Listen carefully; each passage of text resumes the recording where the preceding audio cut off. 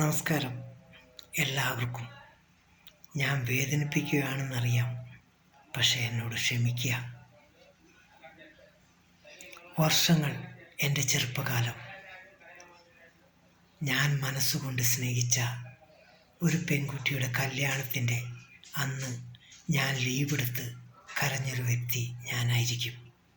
കാരണം അത്രത്തോളം അവൾ ഇഷ്ടമായിരുന്നു. എൻ്റെ കരയുന്നത് കണ്ട് എൻ്റെ ഒരു കൂട്ടുകാരൻ, തലശ്ശേരിക്കാരൻ കൂട്ടുകാരൻ എന്നോട് പറഞ്ഞു, പോട്ടടാ, വിഷമിക്കാതിരിക്കുക, കരയില്ലടാ എന്ന് പറയുമ്പോൾ എൻ്റെ കരച്ചിൽ കണ്ട് അവനും എൻ്റെ കൂടെ കരഞ്ഞുപോയി. പക്ഷേ ഈ സ്നേഹം എന്ന് പറയുന്നത് രണ്ട് ഹൃദയങ്ങൾ തമ്മിൽ ഓട്ടോമാറ്റിക്കായിട്ട് അടുക്കും. ആ സ്നേഹം നമുക്ക് എങ്ങനെ വരുന്നു, എങ്ങനെ അടുക്കുന്നു എന്ന് നമുക്ക് പറയാൻ കഴിയില്ല. അതാണ് യഥാർത്ഥ സ്നേഹം. ആ സ്നേഹമൊന്നും ഇപ്പോഴില്ല. അന്ന് ആ സ്നേഹത്തിന് വേണ്ടി നമ്മൾ പരസ്പരം ജീവൻ വരെ അങ്ങോട്ടും ഇങ്ങോട്ടും കൊടുക്കുമായിരുന്നു. അതുപോലുള്ള സ്നേഹമാണ്, ശരീര സ്നേഹമല്ല യഥാർത്ഥ സ്നേഹം. പക്ഷെ ഇന്ന് ഓർക്കുമ്പോൾ എൻ്റെ കണ്ണുകൾ അറിയാതെ നിറഞ്ഞു പോകാറുണ്ട്. ഞാൻ അതിൻ്റെ പേരിൽ കൂടുതൽ ഓർക്കുന്നില്ല. നിങ്ങളോട് പറയണ്ടേ, ഞാൻ ആ സ്നേഹം, ഇപ്പോഴത്തെ സ്നേഹം അങ്ങനെയല്ല. ഒരു വീട്ടിൽ ചെല്ലുന്നു, ഒരു ഗ്ലാസ് ചായ കുടിക്കുന്നു. ആ ചായ കുടിച്ച് തീരുന്നേക്ക് മുമ്പ് രണ്ട് കുടുംബങ്ങൾ തമ്മിൽ കൂട്ടിയടക്കുന്നൊരു ബന്ധമാണ് ഇപ്പോൾ നടക്കുന്നത്. അത് സ്നേഹമല്ല. അവർ കല്യാണം കഴിഞ്ഞതിന് ശേഷം വീണ്ടും അവർ സ്നേഹിക്കാൻ തുടങ്ങുന്നു അവിടെ നിന്ന് തൊട്ട്. അതല്ല സ്നേഹം. അല്ലാത്തൊരു സ്നേഹമുണ്ട്. അത് നമ്മുടെ മനസ്സിൻ്റെ ഉള്ളിൽ നിന്ന് വരും. നമ്മൾ പോലും ആഗ്രഹിക്കാത്ത ആയിരിക്കുള്ളൂ നമ്മുടെ മനസ്സുകൾ തമ്മിൽ അവർ അത് കോർത്തിണക്കി നമ്മളെ അടുപ്പിക്കും രണ്ടുപേര്. അതാണ് സ്നേഹം. ആ സ്നേഹം കിട്ടിയാൽ ആ സ്നേഹത്തിന് വേണ്ടി നമ്മൾ എന്തു കൊടുക്കാനും എന്തിനു വേണ്ടി നമ്മൾ തയ്യാറായിരിക്കും. യഥാർത്ഥ സ്നേഹം അതാണ്. ആസാനം പറഞ്ഞ് ഒരിക്കലും മറക്കാത്ത സ്നേഹം എന്നും ഓർക്കും ഞാൻ. എൻ്റെ പഴയ ജീവിതം തിരിച്ചു കിട്ടുമോ എന്ന്. പക്ഷെ കിട്ടിയിരുന്നെങ്കിൽ ഞാൻ സ്നേഹിച്ച പെൺകുട്ടിയെ ആർക്കും ഞാൻ വിട്ടുകൊടുക്കുമായിരുന്നില്ല. പക്ഷേ കൈവിട്ടുപോയി. അവളും എനിക്ക് വേണ്ടി കരഞ്ഞിട്ടുണ്ടാവും.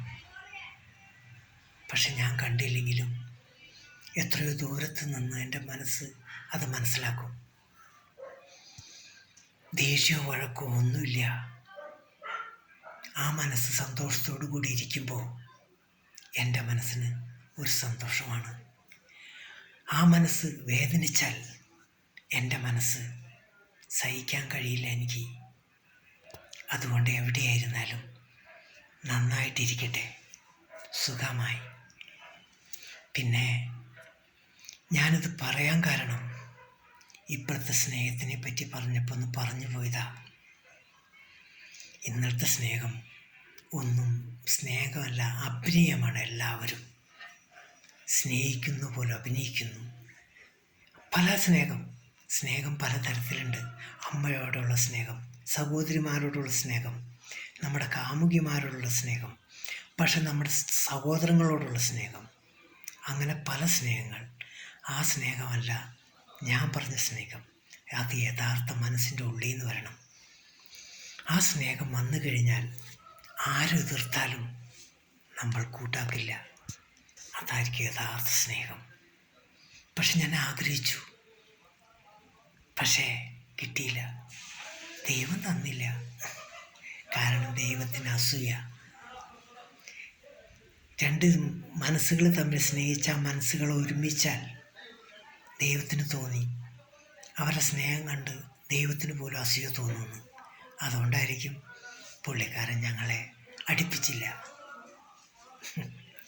ഇപ്പോഴും ഞാൻ ചിരിച്ചുകൊണ്ട് നിങ്ങളോട് പറയുമ്പോഴും ഓർക്കുമ്പോൾ മനസ്സിൽ വല്ലാത്ത വിഷമോ. ആ മനസ്സ് ഭയങ്കര സ്വപ്നങ്ങൾ കണ്ടതാണ് ഞാൻ.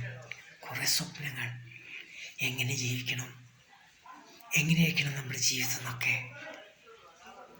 പക്ഷെ എനിക്ക് വന്ന കുറേ കഷ്ടപ്പാടുകളും ബുദ്ധിമുട്ടുകളും തീർക്കാൻ വേണ്ടി ഞാൻ നെട്ടോട്ട് മൂടിയപ്പോൾ എനിക്ക് വിലപ്പെട്ടതൊക്കെ ഞാൻ നഷ്ടപ്പെടുത്തി.